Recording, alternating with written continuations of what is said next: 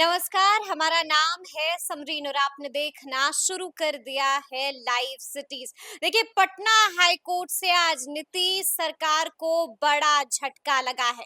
आरक्षण बढ़ाने के फैसले को पटना हाई कोर्ट ने रद्द कर दिया है। देखिए, आपको मालूम है कि आरक्षण को 50 से बढ़ाकर 65% कर दिया गया था और अब इस फैसले को रद्द कर दिया है। पटना हाई कोर्ट ने इस पर रोक लगा दी है।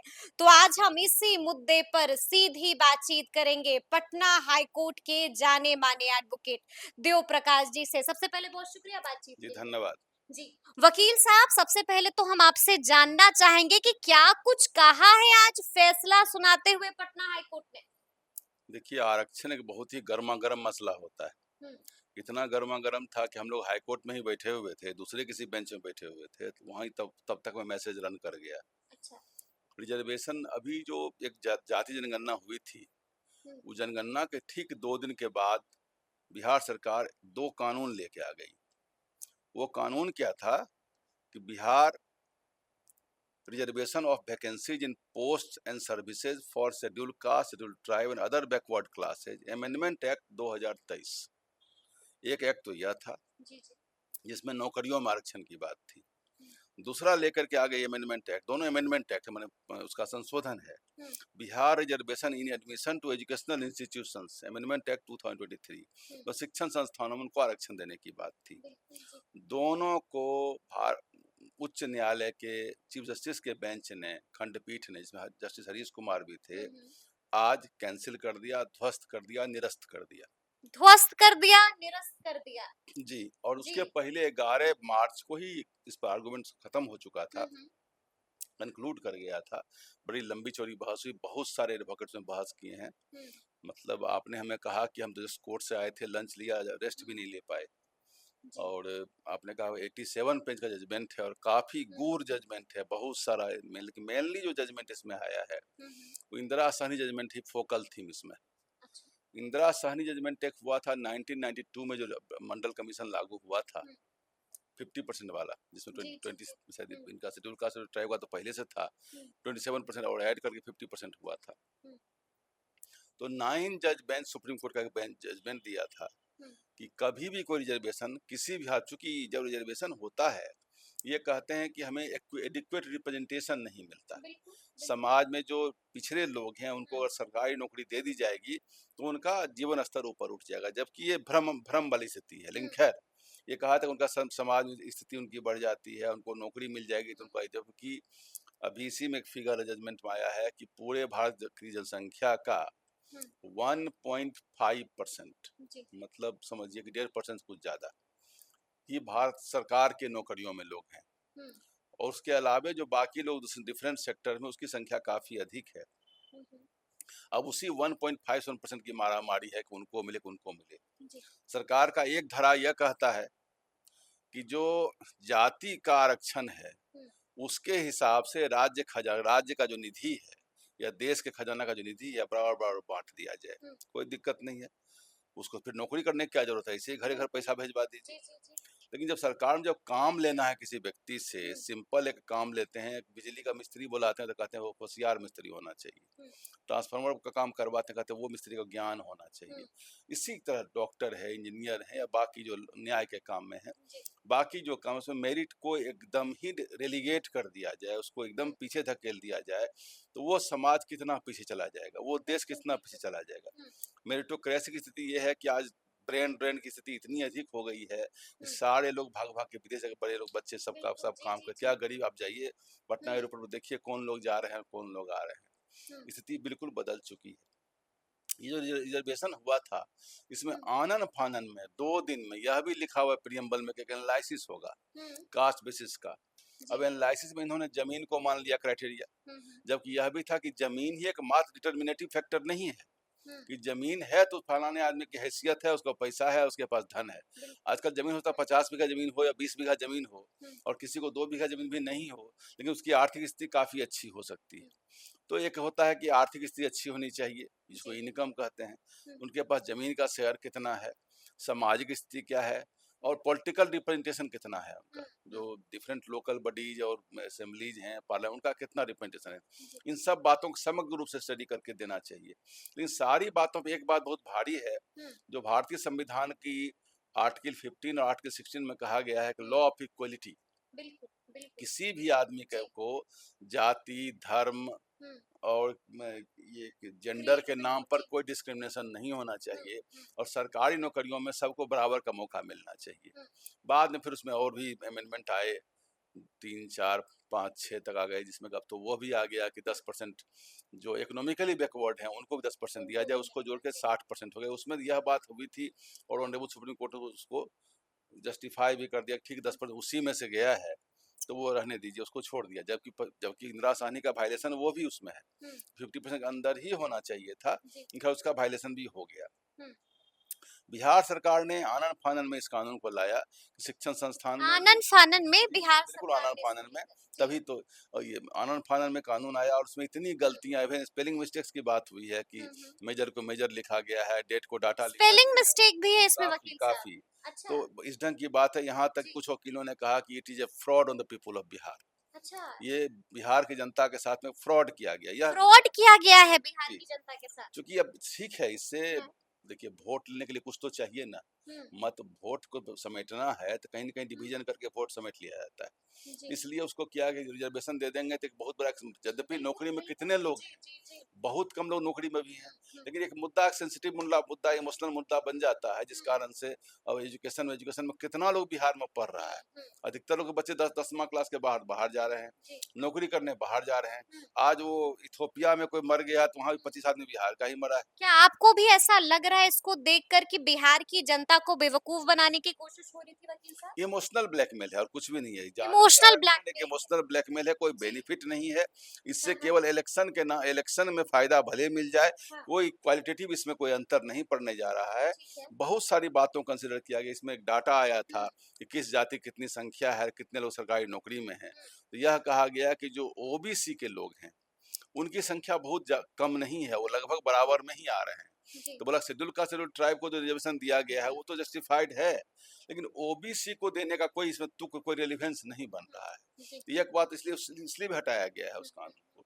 दूसरी बात यह भी कहा गया कि जो आर्टिकल 15 का सब आर्टिकल 4 है हम्म, या आर्टिकल 16 का सब आर्टिकल 4 है, जी, वो शेड्यूल कास्ट शेड्यूल ट्राइब के लिए दिया गया है, और उसमें भी कहा गया है 50% से ऊपर लिमिट के ऊपर नहीं जाना चाहिए। हम्म, तो ऑनरेबल एडवोकेट जनरल ने कहा उसमें कि कोई इनवायलेबल नहीं है, ऐसा नहीं किया था, उसको अवैध है, उसको हम पार नहीं कर सकते हैं, हम उसको भी पार कर सकते हैं, कई एक केसेस में कहा गया है। हम्म, लेकिन खैर डिफरेंट कंटेक्स्ट में कहा गया, ऑनरेबल हाई कोर्ट इस बात को नहीं माना और हम्म, कहा गया कि इक्वलिटी जो है वो जी, एसेंस ऑफ कॉन्स्टिट्यूशन है, उसको लगभग बेसिक स्ट्रक्चर वर्ड नाम बोलती है कि हाँ, मूलभूत संरचना है संविधान का, कि देश में सबके साथ समान भाव हो, बिल्कुल। समान समान उसका दर्जा मिले, हम्म, और समानता का अधिकार सबको मिलना हम्म, चाहिए। हम्म, समानता का अधिकार कहीं न कहीं अगर इम्पिंज होता है, कहीं कहीं खंडित होता है तो उस हम्म, कानून को रोकना पड़ेगा। जी, इस ढंग की बहुत सारी बातें इसमें आई हैं। हम्म, बहुत जो मुख्यतः जो कानून इसमें आए हैं वो आर्टिकल 15 और आर्टिकल 16 की चर्चा हुई है। हम्म,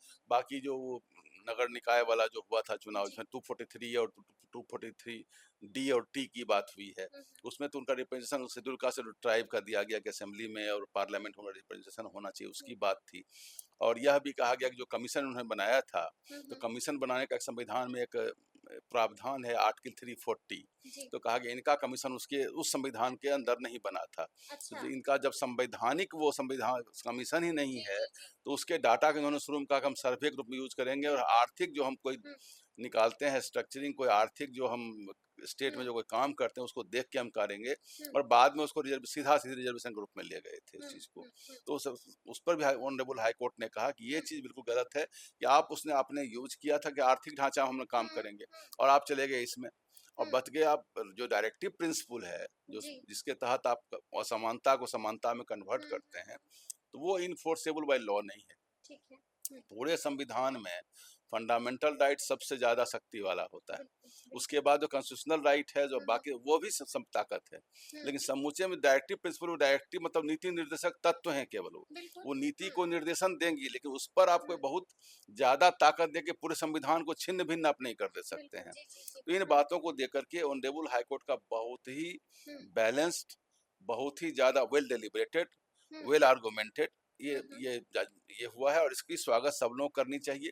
अब बच गई बात इसका निदान रिमेडी क्या होगा। सरकार निश्चित रूपेण अपना पॉलिटिकल स्किन बचाने के लिए भी सुप्रीम कोर्ट जाएगी ही ठीक है, जाएगी। लेकिन उससे पहले हम आपसे ये जानना चाहेंगे वकील साहब कि याचिकाकर्ताओं ने क्या कुछ तर्क दिया है कोर्ट में? याचिकाकर्ताओं ने यही तर्क दिया है जी। कि जो रिजर्वेशन का की बात है, हाँ, वो हाँ। रिजर्वेशन जो जो उनको दिया जा रहा है सब लोगों को, इससे 50% जो हमारा जो मूलभूत अधिकार जो बेसिक स्ट्रक्चर में दिया गया वो कहीं न कहीं खंडित हो रहा है। अच्छा। और हमें अब तो यह स्थिति हो गई कि 50 प्लस 15 प्लस 10 मतलब 65%।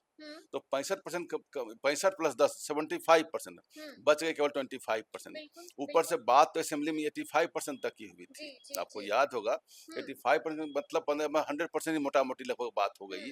अब रिजर्वेशन ही एकमात्र जॉब क्राइटेरिया होगी, मेरिट मेरिट खत्म हो जाएगा। हुआ कि इतना जाति के इतना लोग ले लीजिए, हो गया, नौकरी काम वहीं से हो, चाहे जितनी सरकारी नौकरियां हो वो रिजर्वेशन से ही काम हो जाए। तो इस ढंग की बात वहाँ कहा गया। याचिकाकर्ता वकीलों ने यह भी कहा इस आरक्षण के अतिरिक्त एक हॉरिजॉन्टल रिजर्वेशन भी है, जिसमें है कि 35% और फीमेल को मिलेगा, 2% एक्स सर्विसमैन के जो ग्रैंड चिल्ड्रेन है उनको मिलेगा, 4% विकलांग को मिलेगा। ये हॉरिजॉन्टल रिजर्वेशन समानांतर जिसको कहा जाए, ये भी चलेगा, ये भी चलेगा। तो हाथ में बचा जमा पूंजी जीरो, कुछ नहीं बच रहा जो है। तो 15% रखने क्या जरूरत, उसको भी नील कर देना चाहिए था। भाई जिन लोगों को पता लग जाएगा अब तो शायद सरकारी नौकरी होनी नहीं है, जब होनी है तो कुछ उधर से जो कुछ बचे हुए लोग हैं जिन लोगों ने कभी मेहनत किया है और मेहनत से आगे बढ़े हैं जीवन में, उनकी बात अगर होगी। लेकिन सरकार को ये भारत के संविधान का दायित्व बनता है कि सबको समान अवसर दीजिए। अब समान अवसर में कोई उसमें जब बना था संविधान, कॉन्स्टिट्यूशन असेंबली की बात हुई तो उसमें यह बात हुई थी कि जो लोग पीछे रह गए हैं उनको कुछ आगे बढ़ाया जाए हाथ पकड़ करके। तो 75 साल तो हो गया। अच्छा, हम आपसे ये जानना चाहेंगे वकील साहब कि क्या आपको भी लगता है, क्योंकि जिस तरह से मुझे भी याद है कि पहले भी हाई कोर्ट में आरक्षण बिल पर रोक लगाने की मांग हुई थी, लेकिन उस वक्त रोक लगाने से हाई कोर्ट ने इनकार कर दिया था, लेकिन इस बार रोक क्यों लगा दी है? नहीं, वही केस था, वो लगभग केस चल रहा है, 2023 का ही केस है। हाँ, हाँ। और कहीं मार्च तक में उस समय उन्होंने स्टे मांगा था, स्टे नहीं दिया, बोला पूरा पहले डिलीवरेशन कर लेंगे उसके बाद स्टे देंगे। उसमें कोई गलती नहीं है, कोई भी केस अगर इनिशियल स्टे देगा तो केस तो वहीं रुक जाएगी। तो ये बिना कोई, जब तक उस पर कंप्लीट आर्गूमेंट नहीं हो जाए, तो सोशल स्ट्रक्चर की चीज है, इस पर ऐसे ही हाथ देना सही नहीं होगा। तो हाईकोर्ट ने कंप्लीट डिलिब्रेट इसमें आर्गूमेंट्स कराया, दोनों पक्षों के कई एक वकील थे और काफी समय दिया है। और जो जजमेंट है वो इतना लंबा चौड़ा है कि इसको अगर पढ़ें तो 2-3 दिन लगेगा पढ़ करके समझने में, पॉइंट लिख के, और तब उसको स्टेट वाइज बना के आपको तरीके से बताया जा सकता है। लेकिन एक दो बात जो मैंने बता दिया कि इंदिरा आसन जजमेंट को इसमें प्रीडोमिनेंस दिया गया है, और दूसरा दिया गया है जो आर्टिकल 15 और आर्टिकल 16 में जो समानता का अधिकार है उसको कहा कि वो सबके ऊपर प्रिवेल करेगा। क्या आपको भी लगता है कि समानता का अधिकार जो है उसका उल्लंघन हो रहा है आरक्षण बिल के जरिए? देखिए, वो जो इंदिरा आसन जजमेंट है उसी को गाइडिंग प्रिंसिपल मानना चाहिए। जो 50% दिया उसके अंदर ही रिजर्वेशन सारा रखी है। साथ में वो क्रीमी लेयर की भी बात हुई थी कि जो लोग उसमें से आगे बढ़ गए हैं उनको उसमें से निकालना चाहिए, उनको निकालना चाहिए, क्योंकि उसको अगर नहीं निकालेंगे तो उससे भी दिक्कत हो रही थी। और एक उन्होंने कहा कि ट्विन टेस्ट, जिसमें विड्थ टेस्ट की बात हुई है कि ट्विन टेस्ट में ये सब बातें हम करेंगे, तो उसका देखेंगे कितना किसका हुआ है नहीं हुआ है। तो ये बातें भी हुई थी। कमीशन की बात भी हुई है, अफर्मेटिव एक्शन का चर्चा हुआ। अफर्मेटिव एक्शन कहते हैं मतलब एक्शन लीजिए, 50% को ध्यान में रख करके लीजिए। ध्यान में रख करके लीजिए, लेकिन हम आपसे ये भी जानना चाहेंगे कि 9वीं सूची 9th शेड्यूल कॉन्स्टिट्यूशन का क्या है वकील साहब?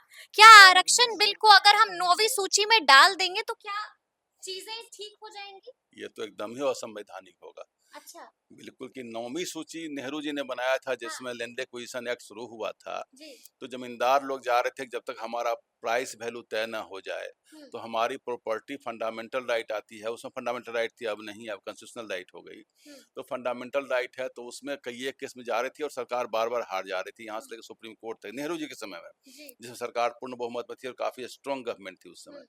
तो उस समय भी हार जा रही थी। तो उस समय ये कहा गया हुँ। कि 9वीं सूची को बनाया गया, नेहरू जी ने बनाया कि हम एक हुँ। अलग से कंपार्टमेंट बना देते हैं। उस जी। कंपार्टमेंट में जिस कानून को हम रख देंगे, हुँ। उस कानून में सुप्रीम कोर्ट और हाई कोर्ट को कोई अधिकार नहीं होगा कि उसका रिव्यू करे। हुँ। लेकिन क्योंकि वो भी लगातार जो है हम देख रहे हैं कि हाँ, लगातार मांग उठ रही आ थी कि गया। आरक्षण बिल को 9वीं सूची में डाल देना एक चाहिए। केशवानंद भारती जजमेंट में जी। और बाद में मिनर्वा मिल जजमेंट, उसमें स्पष्ट कह दिया गया कि नहीं, हम 9वीं सचिव सूची भी रिव्यू करेंगे। जो लोग बार-बार बोल रहे हैं, कोई बात नहीं पता है अच्छा। कि 9वीं सूची कोई अभेद दीवार नहीं है। जी। वो केशवानंद भारती केस में ही खत्म हो चुका है। 9वीं सूची भी रिव्यू हो जी, सकती है। बिल्कुल रिव्यू हो सकती है, रिव्यू करेगी सरकार, कर भी रही है, पहले भी जी, जी, जी, जी। सुप्रीम कोर्ट करेगी, ऑनरेबल करेगी, सॉरी हाँ। वो सरकार ने जी। सुप्रीम कोर्ट करेगी, हाई कोर्ट भी करेगी। जो कॉन्स्टिट्यूशनल कोर्ट्स हैं, हुँ, हुँ, जो हुँ। 9वीं सूची में कानून है, वो भी अगर बेसिक स्ट्रक्चर को अगर टच करती है, हुँ, हुँ। बेसिक मूलभूत बेसिक स्ट्रक्चर मतलब प्रियम्बल को टच करती है। नहीं, प्रियम्बल बेसिक स्ट्रक्चर फंडामेंटल में राइट। फंडा में नहीं, फंडामेंटल भी नहीं। जी। जैसे घर का चार दीवार, इस पे घर का छत टिका हुआ है, उसको कहते हैं बेसिक हुँ, स्ट्रक्चर।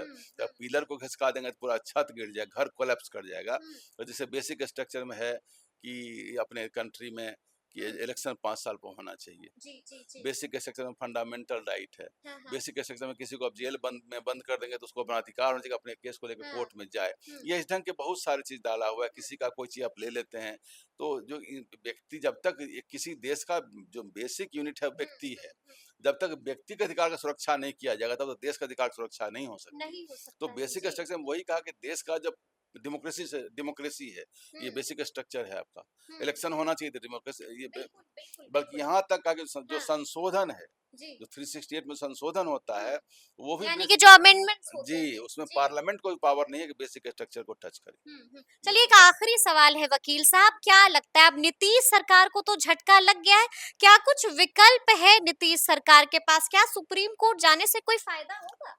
नहीं, फ़ायदा देखिए, बहस तो होगी वहाँ भी, हाँ, हाँ। चलेगी वहाँ भी, चलेगी जी। बात पर, वहाँ भी सब ढंग के लोग हैं, सब करेंगे बात। हुँ, सरकार को ऐसे भी स्किन सेविंग के लिए जाना ही पड़ेगा। हुँ, वहाँ जाएगी, नहीं जाएगी, फिर लोग कहेंगे ऐसे ही बहाना बना के इन्होंने किया हुँ, था, इसलिए हुँ, सरकार को तो जाना ही जाना है। हुँ। वो सप्ताह भर के अंदर चली जाएगी सुप्रीम कोर्ट में। तो बात बनेगी फिर लेकिन वहाँ से? सुप्रीम कोर्ट स्टे देगी तब ना। जी। अगर स्टे नहीं देगी तो अभी अभी जो ये इन्होंने हाँ। एक सेट असाइड कर दिया, हुँ। तो वही प्रिवेल करेगा। जब और तक अगर स्टे नहीं स्टे दे देता, दिया तो तब फिर जो सरकार का कानून है वो रहेगा। वो रहेगा। जी, जी। आपका आकलन क्या कहता है? क्या कुछ हो सकता है?